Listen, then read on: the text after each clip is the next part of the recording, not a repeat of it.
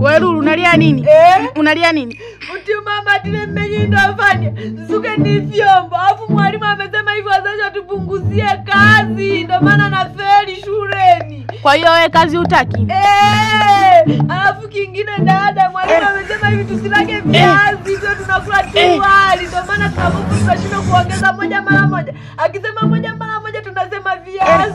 Mnasema viazi? Sasa mbona unakulaga viazi? Mtoto unasema hutaki kula viazi? Nakulaga. Ila mwambie mama nipunguzie kazi. Vile nikiwa darasani mwalimu akisema 6 mara 6 nakumbuka nyumbani sijaosha vyombo. Kweli wapunguziage kazi lakini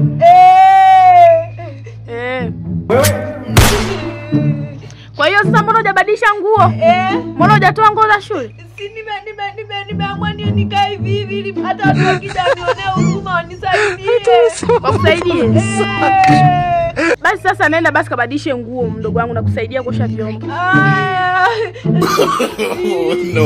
Asante dada. Sasa wale wako mimi nakwambia kabadilishe nguo nikukute na dogo. Nikutomeshi nasoma kweli. Haya mdogo wangu nenda. Haya.